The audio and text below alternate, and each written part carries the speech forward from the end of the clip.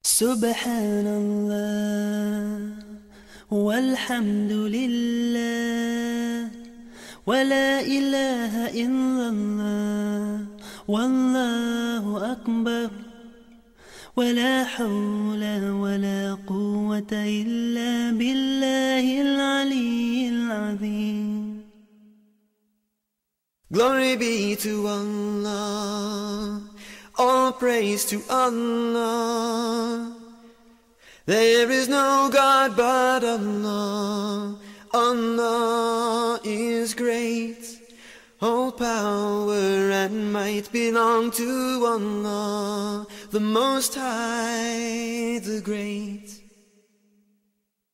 Subhanallah walhamdulillah wala ilaha illallah wallahu akbar wala hawla wala quwwata illa billahil aliyyil azim. Glory be to Allah, glory be to Allah, all praise to Allah, all praise to Allah. There is no God but Allah. Allah. A'udzu billahi minasyaitonir rajim. Bismillahirrahmanirrahim. Wa assalamu alaikum warahmatullahi wabarakatuh sa lahat ng ating mga kapatiran Muslim, lalo-lalo na dito sa barangay ng Rio Tuba. Ano po, alhamdulillah. At sa mga kababayan natin na mga hindi mga Muslim, na sana po nandito rin sila, binabati natin sila ng magandang hapon po sa inyo lahat. Ano po, alhamdulillah. Ano po, kay barangay Captain Gomer Riano, na kung saan siya ang nagbigay ng permit o pahintulot sa ating gagawing maginoong talakayan sa hapon po ito. Ano po? So, ako po si Ustad Abdullah Masangki, ang tatayo po moderator o presiding officer ng maginoong talakayan sa pagitan ng ating minamahal na kapatid na si Ustad Ahmad Barsilon at sa isang guwapo na pastor na si Pastor Ronnie Lucero. Ano po? Hawak ko ngayon ang kasunduan. Ano po? Ang kasunduan ay ito po ang sinasaad. Kami, Pastor Ronnie Lucero, mangangaral ng Seventh-day Adventist Church at Ustad Ahmad L. Barsilon, mangangaral ng Islam, ay nagkasundo na maghaharap sa isang maginoong talakayan sa paksang si Jesus ay tao at hindi Diyos. Ayan po, nasa likuran natin, napakalaki. Na aming gaganapin ngayong araw na ito, Mayo 31, 1901, 15 pala. Ano po? Araw ng linggo. Ito'y magsisimula alauna hanggang alas 5 po na hapon dito sa ating napakagandang covered court dito sa Barangay Rubio Tuba, Batarasan, Palawan. Ano po? Alhamdulillah. Ganito po ang patakaran. Ang patakaran po, merong unang tindig at pangalawang tindig. Sa bawat tindig nila, sa unang tindig, meron pong tinatawag ng 30 minuto. 30 minuto ang bawat unang tindig, at sa bawat tindig, meron pong paglilinaw o cross-examination na tig sa 10 minuto. At sa pangalawang tindig naman po, ay papata ng 25 minuto bawat isa, na kung saan ang paglilinaw ay magiging tig 5 minuto na lamang. At yung panghuling tindig, yung tinatawag na conclusion nila, bawat isa magkabila yung conclusion, tig sa 10 minuto na po. Ano po?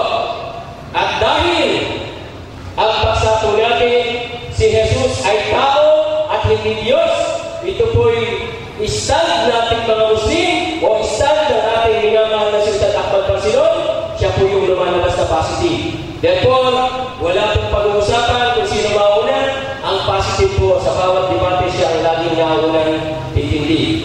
So sa unang tindig ni Ustad Barsilon, 30 minuto, at bawat tindig, susundan po yan ang paglilinaw ng kabilang panig na 10 minuto sa unang tindig, at sa pangalawang tindig ay 5 minuto. Ano po? So ibig sabihin, si Ustad Ahmad Barsilon po ang unang titindig para sa 30 minuto. Napakagawa po ng Ustad natin. Ano po? Allahu Akbar, ya Rabbil Alamin. So, sana meron tayong timekeeper. Timekeeper, pakiset po yung ating orasan po ay kailangan matapos sa loob ng 30 minuto. Sana po merong magbabantay at para nakikita naman po sa kabilang panig. Ano po? Hinihiling po natin sana umupo na yung bawat panig sa kanilang mga upuan. Ano po? Si Ustad Ahmad Barsilon dito sa gawin kanan po at si Pastor Ronnie Lucero ang nasa gawin kaliwa ko kasama ng 3 gwapo rin na mga pastor din sa tingin ko. Ano po? Mga gwapo rin eh. Ano po? Alhamdulillah. Okay. Ustad, ikaw na lang ang timekeeper. Okay. So, magsisimula tayo ng tinatawag na pwede naman natin pagbuhin yung time yan. Ano po? Na kung saan pwede natin ilagay sa 12, alas 12. And then, alas 12. And then, pag naging 12:30 na, titigil na yung unang tindig. Yan po yun. Lagay niyo po sa alas 12. 12. Okay. Ayaw po yatang gumalaw. Ayan. Ayan. Okay. So sa mga kababayan po natin, humihiling po tayo, ano po? Bawal po ang maingay o sisigaw habang nagsasalita ang magkabilang panig. Ano po? Bawal po ha. Ipakita natin na tayo mga Muslim na ang ating gusto ay yung kapayapaan. Ano po? So, umpisahan po natin. Pamagitan ng ating minamahal na si Ustad Ahmad Barsilon para sa tayo na si Jesus ay tao at hindi Diyos. 30 minuto po yan. Okay. Isang malakas na takbir para kay Ustad.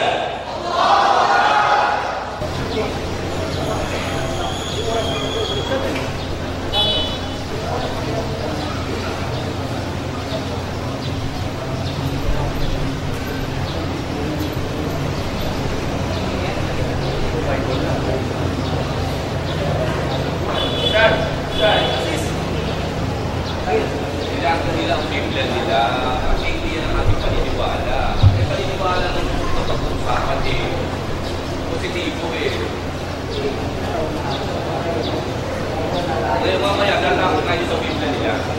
Well, ganito na lang.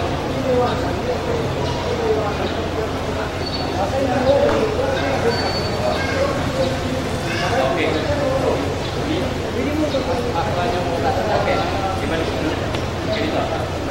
Okay.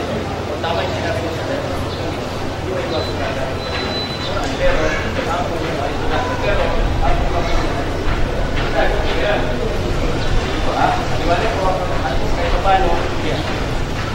okay. Bismillah. Dalag nila yung paniniwala nila. Okay, ito po. Pero kung dagdag na wala pa sa kasunduan, ano po, nasa paksa ngayon na ating tatalakayin ngayong hapon ito, na kung saan ay gagamitin lamang ay yung Bible o yung Biblia. Ano po? Pero meron konting pinakiusap tayo dahil tayo mga Muslim, ang batayan ng ating paniniwala ay ang banal na Quran. So, gagamitin pa rin natin ang Quran bilang introduction o dagdag. Kumbaga yung tinatawag na, hindi naman siya yung main dish, pero gagamitin pa rin natin kahit paano. Dahil tayo yung mga Muslim, ito yung batayan. Ano po?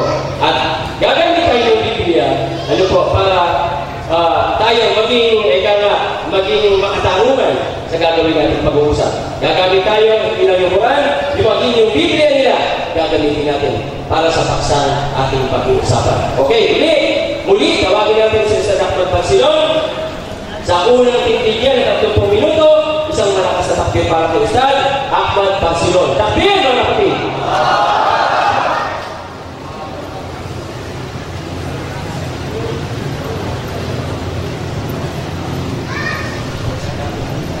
تبارك الذي بيده الملك وهو على كل شيء قدير قال رب اشرح لي صدري ويسر لي امري واحلل عقدة من لساني يفقهوا قولي. Simula pa lamang ng bakbakan ay may reklamo na po ang kabilang panig. Biblia lang daw po silang gamitin. Napangarap po sa sinabi ng ating mahal na Pastor Lucero o Evangelist Lucero. Dahil mahal na mga kapatid, kami po ang mga Muslim ay dadalawa lamang po ang aming po pinangangawakang mahigpit na batayan sa aming pananampalataya. Para maunawaan ninyo, kaya po simula pa lamang yung inyong reklamo o request, sabihin na natin request na lang, nagulat ako. Dahil ang mga Muslim po, pastor, evangelist, mga kapatid, dalawa lamang ang batayan namin. No po, yan ay ang Quran at ang interpretasyon ng Quran. Kasi po, mga Muslim, hindi nag-interpret ng Quran. Meron siyang sariling interpretasyon. Ang pamamaraang sinabi, interpretasyon ng propeta at tinatawag ko namin hadith. Para po maunawaan ang ating butihing Pastor Ronnie Lucero o Evangelist Ronnie Lucero. Dalawa lamang ang aming pinaniniwalaan na batayan ng aming pananampalataya. Dahil itong dalawang batayan ito, sino man po ang bumiba nito at magsabi na ito hindi makatotohanan, kailangan patotohanan nila na ito hindi katotohanan. Ano po? Ang dalawang aklat po, dalawang librong ito, ang Quran at ang hadith ng mahal na Propeta Muhammad sallallahu alaihi wasallam, doon lang po nauwi ang aming pananampalataya. Ngunit, darating tayo na pag-uusapan ang yung sinasabing Biblia na sinasabi sa amin na inyong gustong pag-usapan lang natin at alisin ang Quran, lalabas po yan, wala na po tayong pag-uusapan dahil lumalabas po yan, dalawa lang na po ang aming pinaniniwalaan. Baka sakali po din sa pagkakabang ito, sa inyong po papipasinta ng sinasabi ninyong Biblia na magiging patayan sana natin ngayon dito, na usapin natin, baka sakali po magbago ang aming isip. Una, ito po ang Quran. Ang Quran po ay siya na lamang natitirang aklat na aming mapapaniwalaan, na sandigan ang aming pananampalataya. Siya po ay nananatili sa kanyang original na teksto, walang napalitan, walang nabago, walang dagdag, walang bawas. Siya naglalaman ng 321,250 letters hanggang ngayon sa ganung kalagayan. Nasa kanyang original na kalagayan. Kung kaya sakaling gusto ng tao na matuto ng Quran at maunawaan ang nilalaman nito, meron po naman kami mga translation na pinakamalapit na kahulugan. Ano po? Ngunit kung may problema, bumabalik pa rin po kami sa kanyang original kung hindi namin makuha malubusan ang kahulugan nito. Balik kami sa original. Sapagkat ang original, bagit ang pinagsulatan ng mga sahaba, ng mga disipulo, ay nananatili pa rin nagtungkol na kapreserve sa Makkah, sa Baghdad, sa Turkey, sapagkat ang mga disipulo ng mahal ng Propeta Muhammad na siyang sumulat ng banal na Quran at pamamaraan ng Propeta na siyang interpretasyon sa Quran ay tunay na pong isinulat nila sa bato, sa matigas na kahoy, sa buto ng mga hayop na matitigas, at yan po ay nakapreserve sa iba-ibang lugar ng mga bansang Islamiko. Kaya nananatili siyang authentic at ang Quran ay nananatiling authentic maging ang mga tao na kung saan ay hindi naniniwala dito, maging ang kritiko ng Islam, critic of Islam na si George Bernard Shaw nagsabi, oo, hindi ako naniniwala sa mga Muslim, pero wala akong magagawa, isang makatotohanan lamang na ang tanging ang Quran lamang nila ang nakikita na lamang autentikong mapapanaligan na hindi na bago sa loob ng ipadala ito sa sinasabi na ng subong si Muhammad sallallahu alaihi wasallam. Ang baksa na aming tatalakayin ay si Jesus ay tao at hindi Diyos. Ano po ba ang paniniwala namin? Sa simula pa lamang po ng baksa, yung salitang Jesus, nagulat po ako, tinanong ko nga po kay Ustad, Wama, kay Ustad Wama. Ano po? Sabi ko, ano ba yung Jesus na sinasabi nila? Eh, yung pa lamang po sa simula ng talakayan, sabi ko, palpak na. Dahil bakit? Eh, wala po tayong kilalang Jesus. Ano po? Hindi tayo naniniwala na yung tao, sugo na isinilang sa Palestine, sa distrito ng Jerusalem, ano po? Sa barangay ng Bethlehem, na walang nanay, at walang tatay pala, ay hindi pinangalang Jesus. Kaya nagtataka po kung bakit Jesus na ng Jesus. Wala pong kinikilalang Jesus doon na kung saan isinilang ang sugo at propetang ito. Doon pa lamang po sa simula ng pangalan ay nagapak na po ang ating mga kababayan.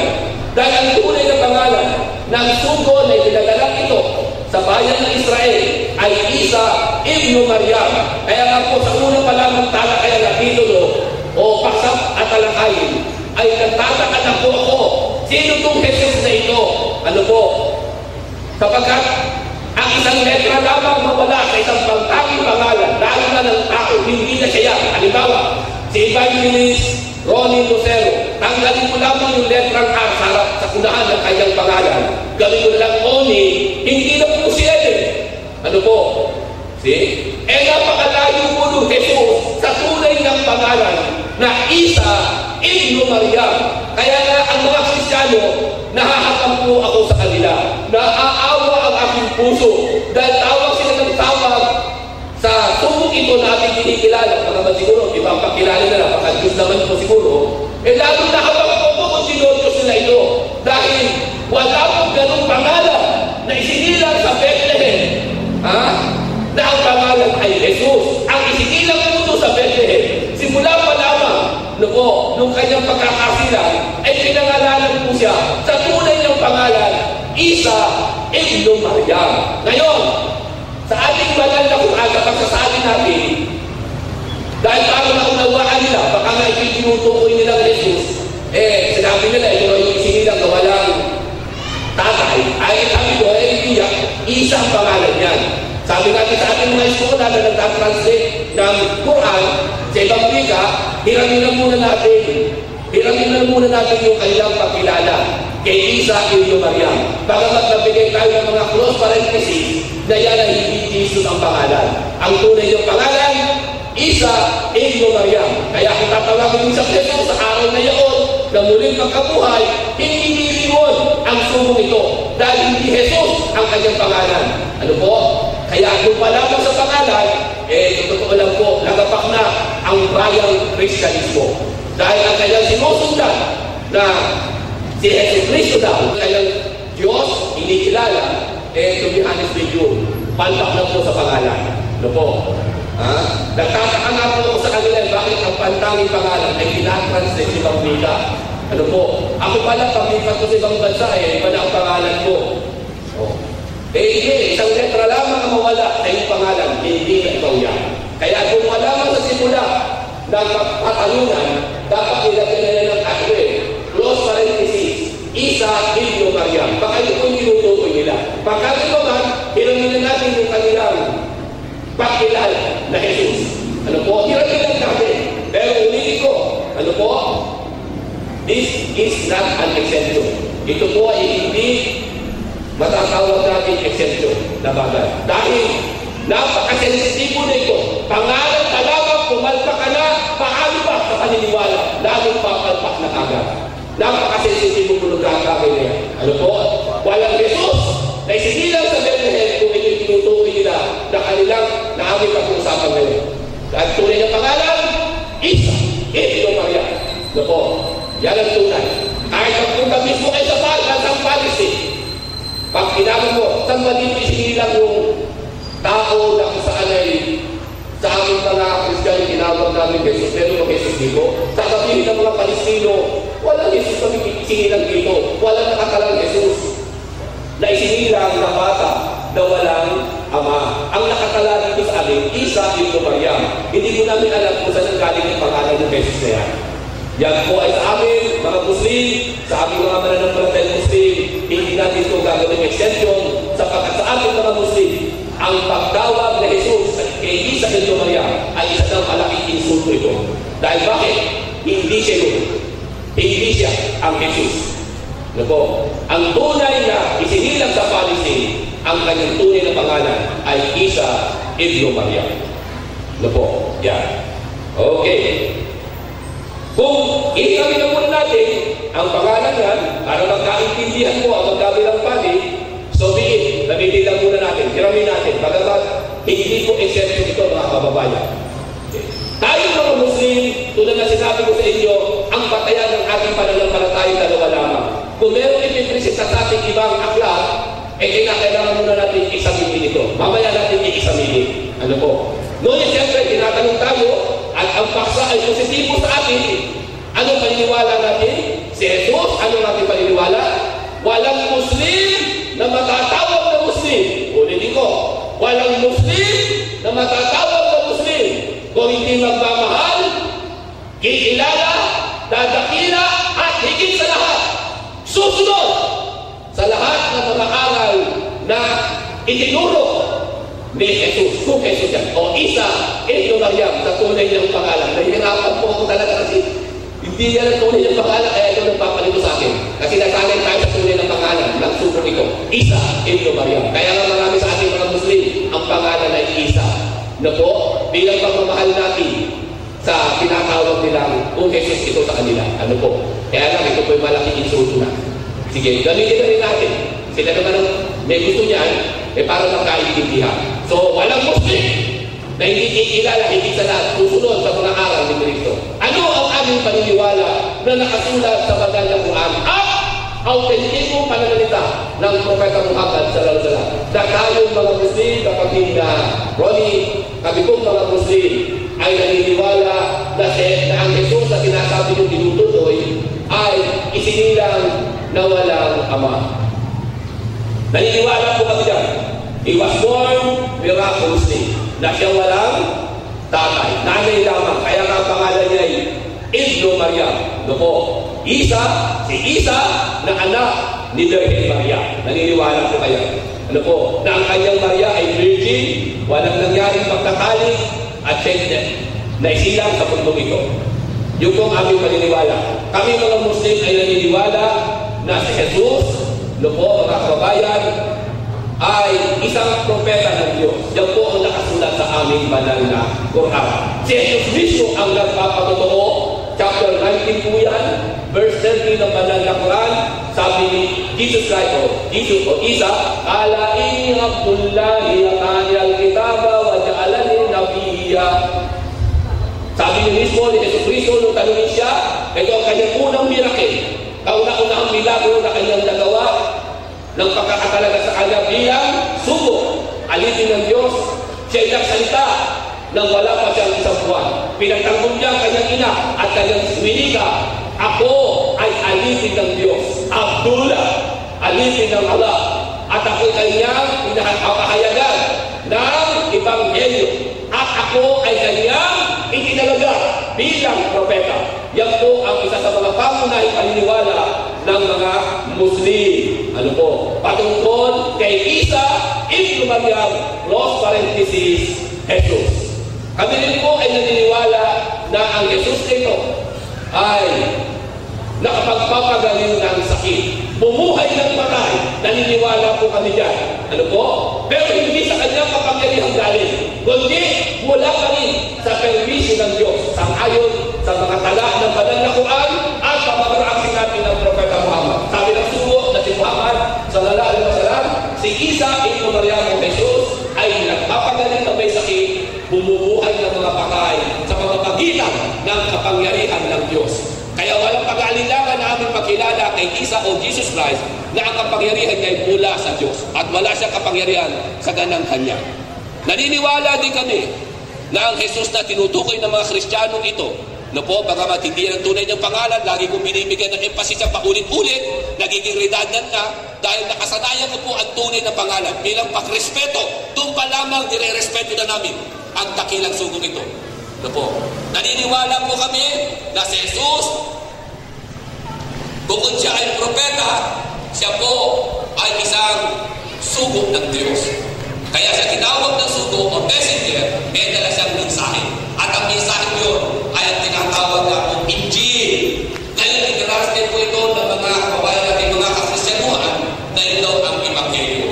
Gospel. Well, naniniwala tayo na may pinadala sa kanyang gospel. Ano po, o Ebanghelyo, sa original ay ang tawag ito ay Injil. Ano po, gospel o Isa ibn Maryam. Close parenthesis, gospel o Jesus Christ. Naniniwala tayo. Baka meron sila may bisita na doon,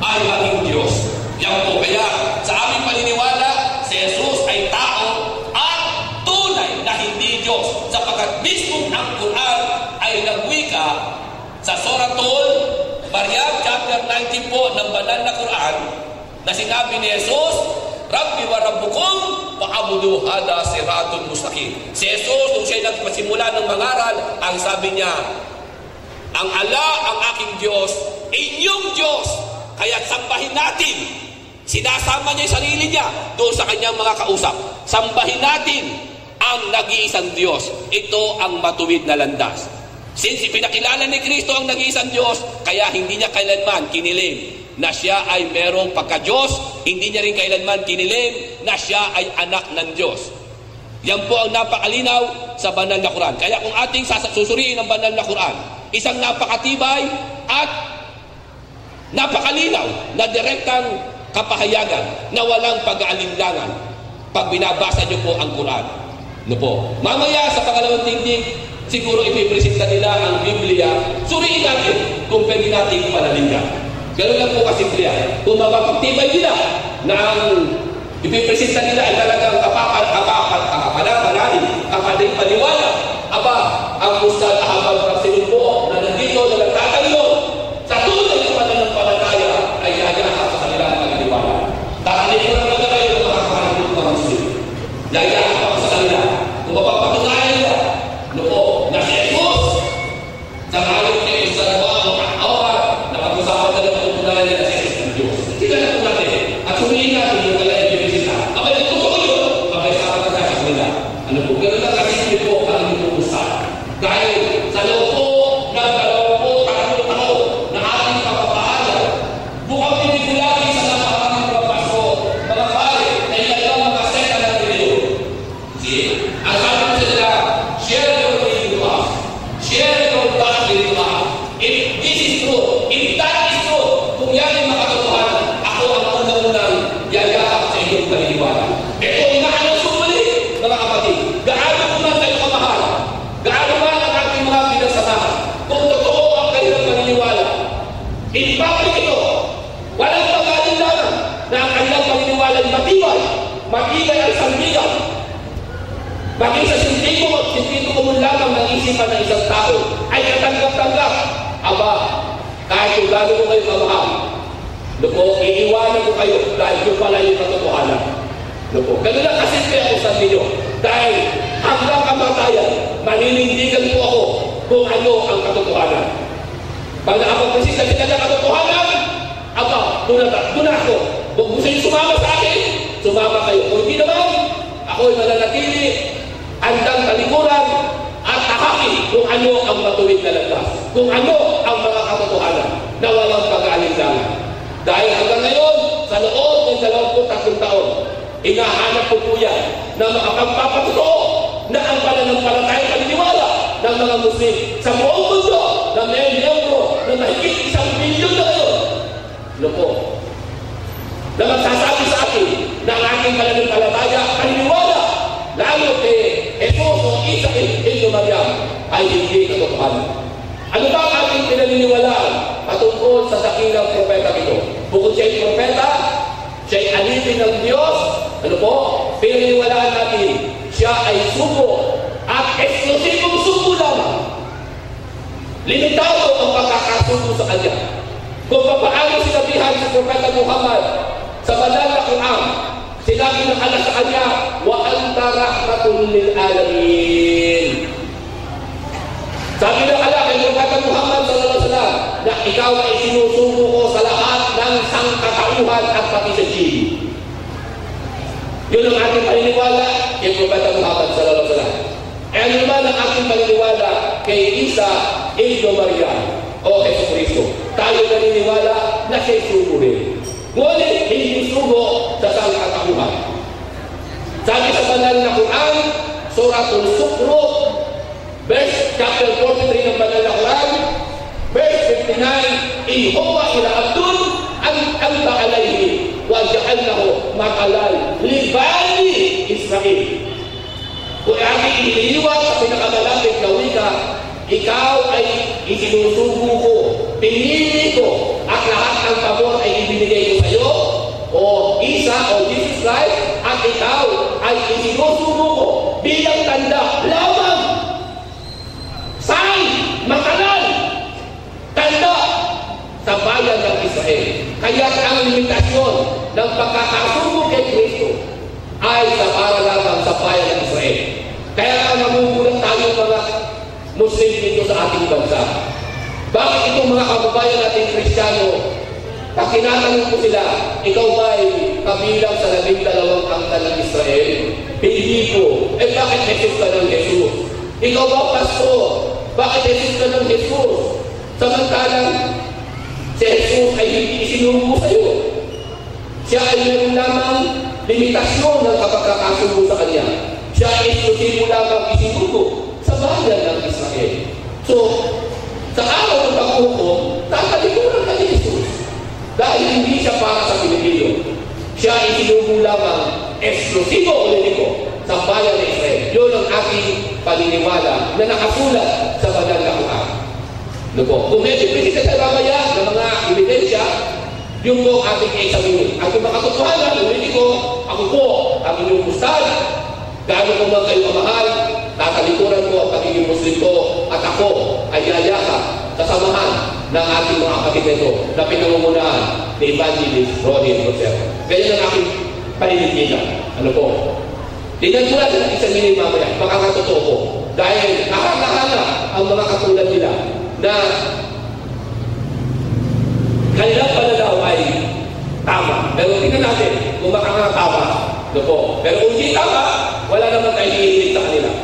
Sapat na nakarating sa kanila kung ano ang katotohanan. Ano ba ang ating pinaniniwalaan patungkol kay Isa Ibn Maria o Jesus Christ o Jesus ang kanyang pagtawag? Tayo naniniwala na siya muling babalik. Naniniwala tayo doon.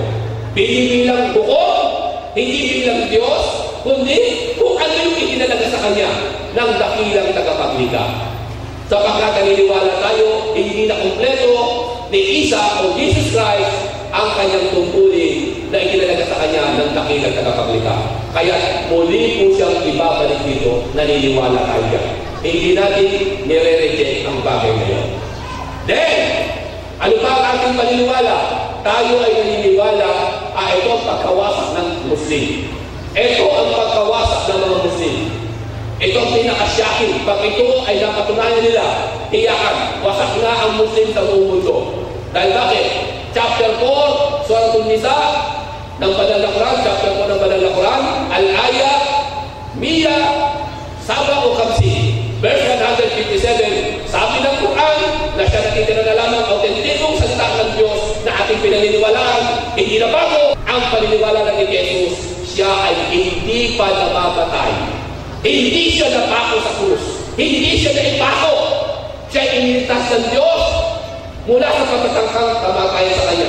At ang napatay nila ay kamukha lamang ng sinasabi nilang Jesus. Last 5 minutes. Yun ang ating paniniwala. Kaya nga muli siyang ibabalik dito sa lupa dahil hindi pa nga po siya namamatay. Dahil kung siya'y namatay na at ibabalik pa siya dito sa lupa, lalabag po magkakaroon ng contradiction. Magkokontrahan ang talata ng mga Quran. Samantalang nagpatutuo ang Quran, apala yatadabbaruna al-Quran walau kana min indi ghairi lawajadu fihi ikhtilafan katsira. Ang Quran ay nagpatutuo mismo nang sabi niya, kung kasusumpungan niyo ako ng kamalian na ako'y galing sa Diyos, sabi ng Quran. Ang Quran nagsasalita. Kaso pag nasumpungan niyo ako ng kamalian at sasabihin niyo galing ako sa Diyos, tunay na hindi ako galing sa Diyos.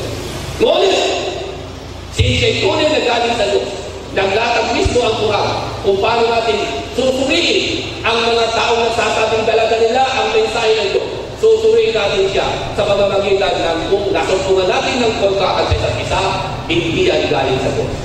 Kaya pag yung kanya ilalatan ng paniniwala ay walang kontrahan, yung kanyang mga ebidensya na kanilang ilalatan ay hindi magkokontrahan, yung kung asik-tesek ng pagkaalam ng katotohanan, automatic po yayakap ako sa kanilang paniniwala.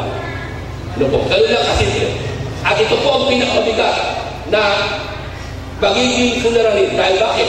The moment na si Jesus ay naipako pala sa krus, namatay ng 3 araw at muling nabuhay, pagkaraan ng 3 araw at 3 gabi. lumalabas po, wasak na ang pananampalataya ng mga Muslim. Wasak na. Loko, kapag yung palay hindi katotohanan, ay ang katotohanan palay napatay siya. Ngunit kung hindi katotohanan niya, mananatiling tuloy na ang pananampalataya ng mga Muslim. Ngunit, kapag katotohanan niya na hindi siya namatay ng 3 araw at 3 gabi, wasak naman ang paniniwala ng mga Kristyanismo. Dahil bakit? Ano mang sekta ng reliyon ng Kristyanismo? Naniniwala na kung hindi namatay si Kristo ng 3 araw at muli nabuhay para ng 3 araw at 3 gabi. Tunay mga kapatid, wala nang kaligtasan ng Kristyanismo. Dahil ang paniniwala nila, kaya nga po namatay si Kristo, sabi ng mga pastor, ewan ko kung ganun nila paniniwala ng mga kaiba yung natin kausap ngayon, kung hindi daw siya namatay, wala nang kaligtasan ang sanglibutan. Paano yan? Ang Quran natin ay nagsabi na siya din natin paniniwala, pinangahawakan ng upod na bigbig, na si Jesus ay hindi pa namamatay. Muli siyang ibabalik dito para mamatay. Dahil ang binabanggit sa Quran, na isang tao, pag siya ay nabuhay, kinakailangan siyang mamatay. Last 2 minutes. Sabi ng Allah, "All nafsin da'ikatul maut." Sabi ng banal na Quran, hindi pa po namamatay si Isa ibn Maryam, kaya muli siyang ibabalik dito sa lupa para mabuhay ng taong tao, tunay na tao na sinasabi sa banal na Quran. Yan din po dahilan kung bakit nananatiling matatag ang pananampalataya paniniwala ng mga Muslim. Sa pangalawang hindi ko, pag-uusapan natin yung kanilang mga ebidensya na ilalatag na sinasabi nire-request nila, Biblia lamang daw ang pag-usapan. Kaya paano natin pag-usapan ng Biblia ang paniniwala ng mga Muslim? Kapatid na Lucero ay ang banal na Quran at ang hadith ng mahal na Propeta Muhammad. Well, ipresenta niyo po yung ebidensya niya, baka sakali paniwalaan namin at ako na po unang maniniwala kung yan po yung pagkatotohanan. Magandang hapon po muli. Assalamualaikum.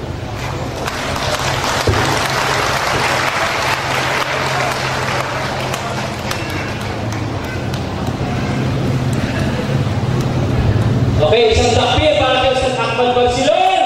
Takbir! Okay, ano po? Natapos na po ang unang tindig at 30 minuto ni Ustaz Barsilon. Dapat po sana may paglilinaw o cross-examination na gagawin yung guwapong pastor na nasa ating kaliwa na si Pastor Rolly Lucero, pero siya na po nagpauna sa akin na wala na siya cross-examination dahil hindi daw po ginamit ni Ustaz Ahmad Barsilon ng Biblia na kung saan yun ang isa sa mga request nila sa talakaya ito. So Pastor, wala pong cross-examination. So ibibigay na natin, pakisensyon tayo na po. Pakisensyon po yung tayo na, ano po? Bagay, okay, ano po? Okay naman, ano po? 30 minutes. Okay lang yan. Pag umabot ang alauna, tapos na yung tindig ni Pastor, ano po? 30 minuto para sa unang tindig ni Pastor Ronnie Lucero. Palakpakan po natin siya. Magandang hapon po sa inyong lahat, mga kapatid na Muslim, na Kristiyano. Ang akin pong katunggali, sa ngayon po sa kanyang sinabi, na siya daw po ay nagulat sa paksa na kanyang pinirmahan ang kanyang mga kasamahan. So, kasama ko po ang ating punong barangay, kasama ko po ang isa sa kagawad, na ang aming pinagkasunduan ay talagang sa Biblia lang kami babatay. Ang paniniwala po na sinasabi niya ngayon, hindi po namin tinututulan yan at ginagalang po namin ang kanyang paniniwala sapagkat yun po ang inyong paniniwala. Kaya nga sabi ko sa kanila na karaan kung kami mag-usap, hindi tayo pwede magdebate. Bakit? Papunta ka ng pen, papunta ko ng downside kasi ang gagamitin mo Quran ang aking Bible. Bakit hindi natin tapusin? Mga kapatid, wala rin akong itatanong sa kanya sapagkat ang kanyang ginamit ay Quran at hindi yan ang aming pinagkasunduan doon.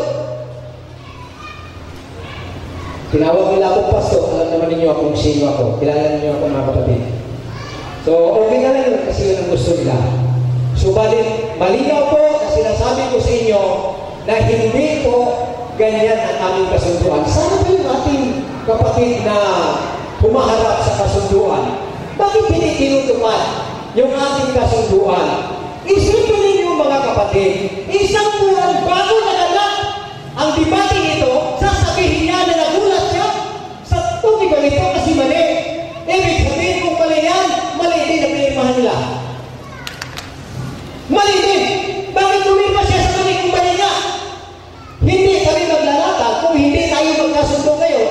na ang tanging batayan natin ay ang Biblia lamang.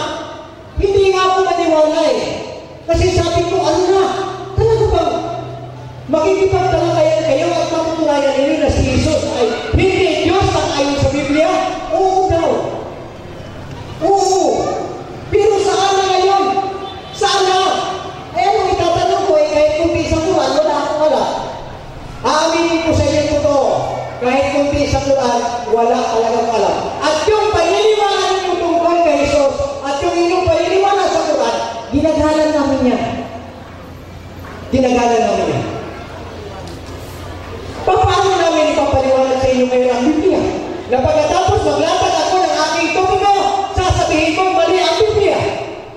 Pumirma ka sa ating kasunduan, pagkatapos sasabihin mo ang Biblia ay mali, kayo pala ang nanlait sa mga Kristiyano, hindi kami. Kami ng mga Kristiyano hindi nanlait sa inyong paniniwala, sapagkat yun po ang inyong paniniwala. So ngayon, isisinan natin ito kung ako ba ay naglatag. Sapagkat ito, kapag ilatag ko yung ngayon ang aking paniniwala tungkol sa Bible at ilatag niya yung paniniwala sa Quran, siya ay papunta ron at ako naman papunta dito. Hindi kami magpakabot. At ginagalang ko yun. Inuulit ko, ginagalang ko yun. So ang sabi ng aming pinirmahan sa Panginoong pag-uusap at ang aming pag-uusapan ay patutunayan na si Jesus ay tao at hindi Diyos. Eh kahit na sa Quran binasa niya kanina, ang sabi niya, sugo, propita. Oh. Sa pagkatao ni Kristo, wala po kami tungkol yun. Sapagkat ang mga Seventh-day Adventist ko ay naniniwala na si Kristo ay tao. Naniniwala rin kami na siya ay nagkatawang tao. Naniniwala rin kami na siya ay Diyos. Sa ayon po sa Biblia. Mga kaibigan, mga kapatid, hindi na po ako maglalatag ng aking topiko sapagkat sinabi na po niya na wala siyang tiwala dito sa Biblia. Pero ang aming pinagkasunduan na sa harap po ni Kapitan at sa harap po ng kanyang kagawad, bagaman hindi po nakalagay sa papel, hindi po nalagay sa papel, sapagkat yung papel po, sila ang gumagawa.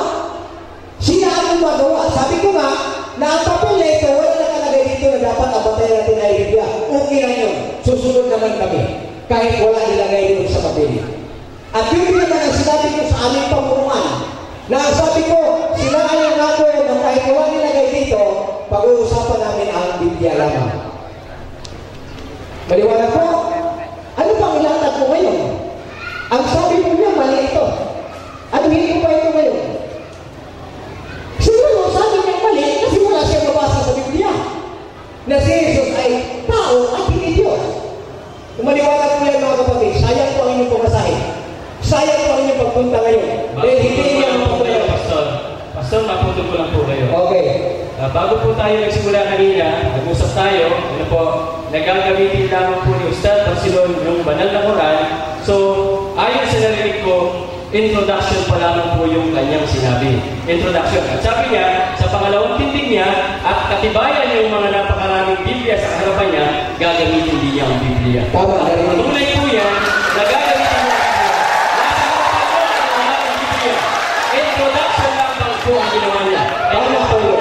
Ituloy ang talakayan ito. Tama po yun. Narinig ko na sinabi niya. Narinig ko na sinabi niya na mamaya ang Biblia. Pero ano pa ang saysay na sinabi niya na wala itong katotohanan? Tama po yung sinabi niya. Na ang sabi niya, mamaya ang Biblia. Niya tatalakayin. Pero inuna niya kanina na ito ay hindi totoo sapagkat ang Quran ay totoo. Kaya nasabi ko mga kapatid, ano, hindi ko mapapasa yan. Na kahit anong patunay ko, hindi na niya paliwalaan sapagkat ang sinasabi niya, kung ang huli at ang mayroon pang isang binabanggit, ito siguro sulat ni Muhammad. So bakit ko papasahin ito mga kapatid? Bakit niya paggamitin ito? Kung naniniwala siyang mali ito, ang lahat ng sasabihin niya ngayon, puro din mali. Kasi ang sabi niya, mali niya ito. Bakit pa ako maglatag? Bakit pa ako maglatag ng aming topiko? Narinig niyo ang sinabi niya, mali daw ang Biblia. Ngayon kung gagamitin niya ang banal na kasulatan namin mga Kristiyano, sigurado ako puro mali ang sasabihin niya kasi sinabi niya mali ito. Naiintindihan niyo po ang ibig kong sabihin mga kapatid? Naiintindihan niyo po? Pastor, papalit po kayo. Kapintira lang ako. Narinig po natin bilang moderator dito, ano po, sabi niya, sa banal na Quran, merong acid test na inilatag ang dakilang tagapaglikha. Na kapag ang isang kapahayagan nakitaan mo ng maraming contradiction, hindi ito galing sa dakilang tagapaglikha. Ngayon, nasa iyo po yung parte na patunayan wala yung contradiction at yan ay totoong salita ng Diyos. Kaya po, dapat po, patunayan nyo sa aming mga Muslim. Ano po, patunayan nyo sa mga kapahayagan natin na totoo ang Biblia at salita ng Diyos. Ngayon, may condition din ako sa inyong lahat. Kung mabasa ko sa Biblia, maniniwala kaya kayo. Wala na magpalakpak. Kung mabasa ko sa Biblia, wala na magpalakpak. Palakpakan natin si Panginoon. Salamat sa Panginoon. Maniwala pala kayo sa Biblia. Yes. Okay. Naniniwala pala sila. Pwede niya atas ha? Di na pwede atas? Then, ibigay natin ang lahat ng pabor kay Pastor. Okay na. Kahit na hindi atas, babaw na yan. Marami na akong pabor. Okay.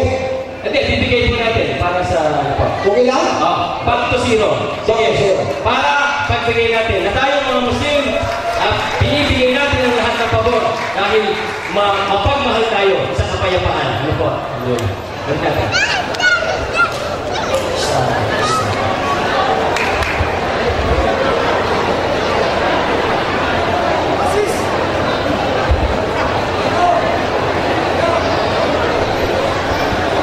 Okay.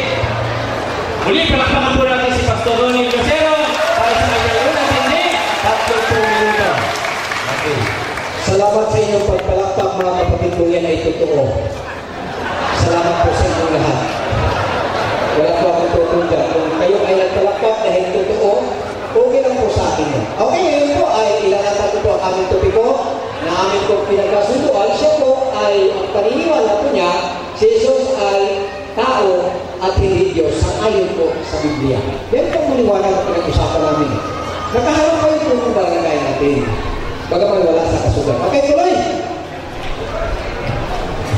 Ang aming pong paniniwala, sapagkat sinabi niyang paniniwala ninyo, ang aming pong paniniwala kay Jesus ay meron pong dalawa. Siya po ay tao at Diyos. Diyos na nagkatawang tao. Sa ayon po yan sa Biblia. At yan po ang paniniwala ng marami pong Kristiyano. Siya po ay tao at Diyos. Sa kanya naman po ay si Jesus ay tao lang o tao at hindi po Diyos. So unang talata po na amin kung gusto po na bigyan pansin ang nakatala po sa Juan 1:1. Titingnan po natin yung kalagayan ng ating Panginoon sa likuran. Hindi po yung nandyan po sa kanya. Balikan na natin muna yung kasaysayan. Basa. Juan 1:1. Nang pasimula, siya ang Berbo. At ang Berbo ay suma sa Diyos. At ang Berbo ay Diyos. Nang pasimula, siya ang Berbo. Tinawag siya ng Berbo. At ang Berbo ay suma sa Diyos. At ang Berbo ay Diyos. Siya po yung salita. So, sa talatang 3. Ito rin, nang pasimula ay suma sa Diyos. Ang lahat ng mga bagay ay ginawa sa pamamagitan niya. At alinman sa lahat ng ginawa ay hindi ginawa kung wala siya. Ang lahat ng bagay ay ginawa sa pamamagitan niya. Mamaya-maya po malaman po natin yung Berbo na tinutukoy ng Biblia kung sino po yan. So gusto ko pong balikan natin muna yung kasaysayan. Meron pong propesya tungkol po sa Berbo na magkatawang tao. Na sinasabi po na Biblia, yan po yung natala po sa Isaias. Isaias 9 sa talatang 6 po.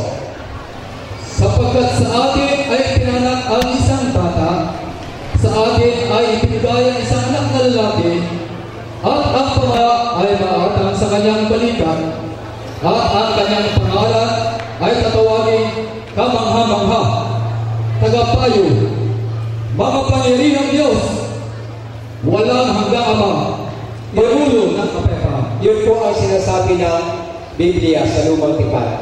Bago dumating ang Mesiyas na sinasabi na walang hanggang Ama, makapangyarihang Diyos, meron na pong propesya tungkol sa Kanya. Hindi po basta ang Panginoon na basta na lang lumitaw ang Mesiyas nito na walang propesya o kaya pangahulang tungkol sa Kanya. Ang bata na sinasabi, yung bata ko, na binabanggit ko ng Isaias, makapangyarihang Diyos, yung Siguro may bago kayo kasi iba naman ang aralin. Tingnan natin kung ano ang binigay ng Diyos na tanda sa batang isilang ito na ito. Pakibasa ang Isaias sa Isaias 7:14. Kaya ang Panginoon nga ay magbibigay sa inyo ng tanda. Narito, isang dalaga ay maglilihim at maanak ng isang lalaki at tatawagin ang kanyang pangalan na Emmanuel. Ang Diyos nagbigay ng tanda sa kanila. Ang Diyos nagbigay ng tanda na ang isang bata na tawagin Emmanuel ay ianak siya o ipapanganak siya ng isang dalaga. Ibig sabihin, hindi pa siya kailanman nakatingin ng mga bagay na hindi gusto ng dalaga siguro. Sapagkat sinabi ng Biblia na ipanganak siya sa isang dalaga. Tingnan po natin kung magkatugma po ba. Baka mamaya ibang pangalan yung lumalabas. Ang sabi po ng Biblia, ang pangalan na ipanganak ng isang dalaga o birhen ay walang iba kundi ang pangalang Emmanuel. Tingnan natin ang sinasabi ng bagong tipan kung paano ang pagkapanganak kay Hesus Kristo na si Emmanuel. Basa ang Mateo 1 sa talata 18. Ang pagpapanganak na kay Hesus Kristo ay ganito. Nang si Maria na kanyang ina ay magkaasawa kay Jose, bago sila magsama ay mas nasumpungan siyang nagdadalang tao sa pamamagitan ng Espiritu Santo. Bagaman sinabi ng ating kapatid kanina na walang ama, ngunit ang sabi po doon, siya ay maglilihi o manganganak sa pamamagitan ng Espiritu Santo. Galing po yan hindi sa tao, kundi galing po sa Espiritu Santo. Sa talatang 22, tingnan natin kung ano ang sinasabi ng mga propesya nito. Sa talatang 22 ng Mateo 1. At nangyari nga ang lahat ng ito upang maganap ang sinalita ng Panginoon sa pamamagitan ng propeta na nagsasabi, narito ang dalaga ay magdadalang tao at mga anak ng isang lalaki at ang pangalan na tatawag nila sa kanya ay Emmanuel. Magkatugma po, yung sinabi po noon sa Isaias 7:14 at doon po sa Mateo 1 sa talata po na 22, papunta po ng 23, mga kapatid, ang sabi po ng Biblia, parihong isang dalaga, natupad ang sinasabi ng mga propeta na siya ay manganganak ng isang lalaki na ang tawag sa kanya ay Emmanuel, na nangangahulugan, ang Diyos ay suma sa atin. Maliwanag po yan. Sa talatang 25, kung sinong Emmanuel ang tinutukoy ng Biblia. Basa. At hindi na kilala siya hanggang sa may panganak ang isang lalaki at tinawag niya ang kanyang pangalan, Jesus. Jesus ang pangalan na sinasabi ng Biblia tungkol doon sa sinasabi ng propesya na Emmanuel. Ang ibig sabihin, ang Diyos ay suma sa atin. At sa katunayan po niya na sinasabi ng Isaias kanina, sa Isaias 9:6, siya ay bata, siya ay sanggol ng mga pangyarihan.